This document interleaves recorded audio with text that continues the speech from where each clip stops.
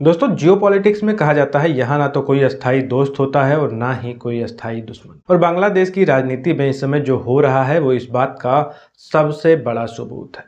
5 अगस्त 2024 को जिस शेख हसीना को अपनी जान बचाकर भारत भागना पड़ा था, उन्होंने एक ऐसा ऐलान कर दिया जिसने ढाका से लेकर दिल्ली तक सबको चौंका दिया है। शेख हसीना ने दावा किया है कि इसी दिसंबर को वो बांग्लादेश वापस लौट रही हैं। लेकिन सवाल ये है कि जिस देश में उनके खिलाफ डेथ पेनल्टी यानी फांसी की सजा का ऐलान हो चुका है, वहां कदम रखते ही उन्हें गिरफ्तार किया जा सकता है।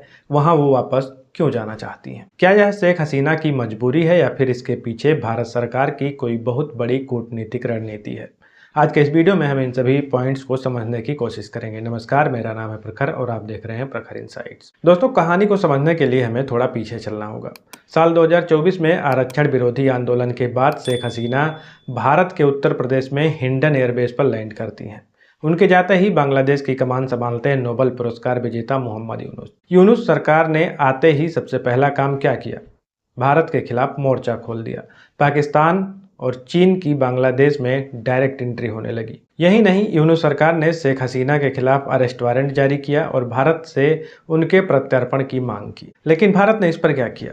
एक बेहद चतुर रणनीति का इस्तेमाल किया, एक रणनीतिक चुप्पी। भारत जानता था कि मोहम्मद यूनुस एक गैर निर्वाचित नेता हैं और भारत केवल लोकतांत्रिक तरीके से चुनी गई सरकार से ही डील करेगा। और आखिर हुआ भी वही। बांग्लादेश में चुनाव हुए, छात्र यूनियन का प्रभाव खत्म हुआ और सत्ता में वापस लौटे तारिक रहमान। वो तारिक रहमान जो पिछले 17 सालों से देश से बाहर निर्वासन का जीवन जी रहे थे, वो लोकतांत्रिक तरीके से प्रधानमंत्री बनते हैं। उन्होंने आते ही साफ किया कि उनकी नीति होगी बांग्लादेश फर्स्ट।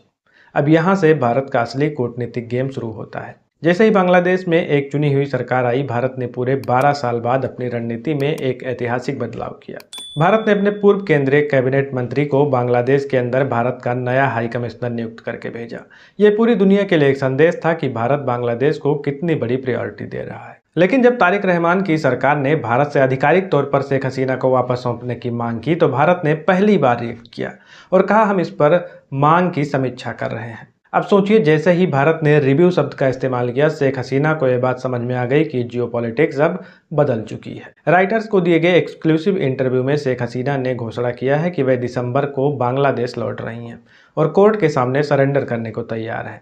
उनका यह बयान बेहद भावुक और रणनीतिक था। उन्होंने कहा, हो सकता है मुझे चुनाव ना लड़ने दिया जाए, हो सकता है मुझे फांसी दे दी जाए या जेल हो जाए, लेकिन मुझे अपनी ही जमीन पर मरना और अपने माता पिता के पास दफन होना पसंद है। अब उनके इस बयान के बाद यहाँ पर 2 थ्योरीज काम कर रही हैं।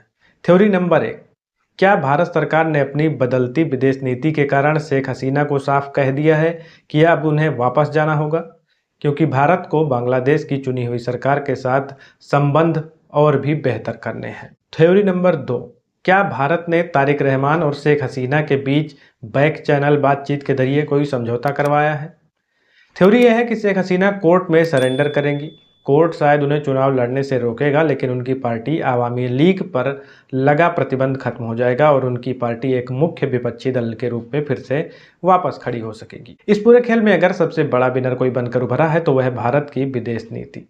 इसे कहते हैं दोनों हाथों में लड्डू होना। भारत ने शेख हसीना को तब शरण दी जब उन्हें इसकी सबसे ज्यादा जरूरत थी। भविष्य में भी जब आवामी लीग बांग्लादेश की सत्ता में वापस आएगी, वो भारत की इस मदद को कभी नहीं भूलेगी। वर्तमान में लोकतांत्रिक तरीके से चुने गए तारिक रहमान की मांग का सम्मान करते हुए भारत ने उनके साथ भी अपने संबंधों को पूरी तरह बहाल कर लिया है। सबसे बड़ी बात, इस रणनीतिक चाल से चीन और पाकिस्तान, जो बांग्लादेश के आंतरिक संकट का फायदा उठाने की कोशिश कर रहे थे, वे पूरी तरह आउट ऑफ द गेम हो गए हैं। बिना किसी शोर शराबे के भारत ने साइलेंट रहकर इस पूरे जियोपॉलिटिकल गेम को अपने पक्ष में मोड़ लिया है। दिसंबर 2026 के बाद शेख हसीना बांग्लादेश की धरती पर कदम रखेंगी, तो यह देखना काफी दिलचस्प होगा कि वहां की जनता और न्यायपालिका उनके साथ क्या रुख अपनाती है। लेकिन एक बात साफ है, बांग्लादेश में लोकतंत्र की बहाली के लिए एक मजबूत विपक्ष का होना जरूरी है और शेख हसीना की वापसी उसी की पहली सीढ़ी हो सकती है। अब आप बताइए, आपको क्या लगता है? क्या शेख हसीना का बांग्लादेश वापस लौटने का फैसला सही है या फिर उन्हें वहां जाकर अपनी जान का खतरा हो सकता है? आपकी जो भी राय कमेंट बॉक्स में जरूर बताएं और वीडियो पसंद आई हो तो इस वीडियो को लाइक करें, दोस्तों के साथ शेयर करें और ऐसे ही जियोपॉलिटिकल इनसाइट्स के लिए हमारे चैनल प्रखर इनसाइट्स को जरूर सब्सक्राइब करें। मिलते हैं नेक्स्ट वीडियो में, तब तक के लिए जय हिंद, जय भारत।